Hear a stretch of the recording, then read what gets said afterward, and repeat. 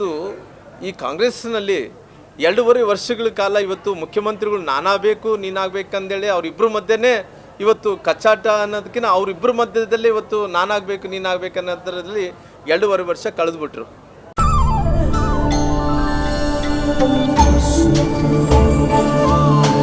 Mysuru sandal ಸಾಬೂನು ಪ್ರಕೃತಿಯಷ್ಟೇ ತಾಜಾ ಮತ್ತು ಪರಿಶುದ್ಧ. ಇವತ್ತು 2.5 ವರ್ಷಗಳು ಕಳೆದ ನಂತರ ಇವಾಗ ಏನಿದೆ ಇವತ್ತು ಇನ್ನು ಮುಂದಕ್ಕೆ ನಮಗೆ ಇವತ್ತು ಅಧಿವೇಶನ ಪ್ರಾರಂಭ ಆಗುತ್ತೆ ಬೆಳಗಾಂದಲ್ಲಿ. ಅಧಿವೇಶನ ಪ್ರಾರಂಭ ಆದ ನಂತರ ಪುನಃ ನಮಗೆ ಹೊಸ ವರ್ಷ ಬರ್ತದೆ. ಹೊಸ ವರ್ಷ ಆದ ತಕ್ಷಣ ಸಂಕ್ರಮಣ ಬರುತ್ತೆ, ಬಜೆಟ್ ಬರುತ್ತೆ.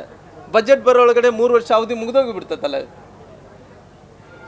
ಇನ್ನು ಏನಿದೆ ಹೇಳ್ರಿ, ಏನು ಮಾಡಿದ್ದಾರೆ ಹೇಳ್ರಿ. ಇಲ್ಲ ಇವತ್ತು ಸಂಪೂರ್ಣವಾಗಿ ಕಾನೂನು ಅನ್ನೋಂಥದ್ದು ಕೂಡ ಇವತ್ತು ಯಾವ ರೀತಿಯಲ್ಲಿ ಕೂಡ ಇವತ್ತು ಮಕ್ಕಳ ಮೇಲೆ ಎಷ್ಟು ಅತ್ಯಾಚಾರಗಳಾಗ್ತಾ ಇದ್ದಾವೆ, ಎಷ್ಟು ದರೋಡೆಗಳಾಗ್ತಾ ಇದೆ. ಇವತ್ತು ಕಾನೂನು ಸುವ್ಯವಸ್ಥೆ ಯಾರು ಕೂಡ ಹೆಣ್ಮಕ್ಳು ಹೊರಗಡೆ ಅಡ್ಡಾಡೋಕ್ಕೆ ಪರಿಸ್ಥಿತಿ ಇಲ್ಲ. ಇವತ್ತು ಇಷ್ಟೊಂದು ದೊಡ್ಡ ಅನಾಹುತ ಆಗ್ತಾ ಇದ್ದರೂ ಸರ್ಕಾರ ಇವತ್ತು ದಪ್ಪು ಚರ್ಮದಲ್ಲಿ ಅವತ್ತು ಸರ್ಕಾರ ಇವತ್ತು ನಡೆಸ್ತಾ ಇದೆ.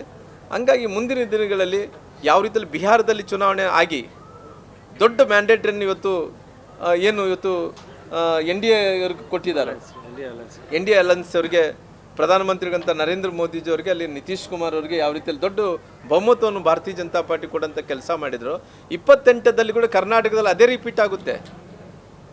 ಇವ್ರು ಹಿಂಗೆ ಮಾಡ್ಕೊಂಡು ಹೋಗ್ಲಿ, ಮುಂಬರುವಂಥ ದಿನಗಳಲ್ಲಿ ಜನರು ಇವರಿಗೆ ಯಾವ ರೀತಿ ತಕ್ಕ ಶಾಸ್ತ್ರವನ್ನು ಕೊಡಿಸೋಂಥ ಕೆಲಸ ಮಾಡ್ತಾರೆ. ಯಾಕಂದರೆ ಅವ್ರಿಗೆ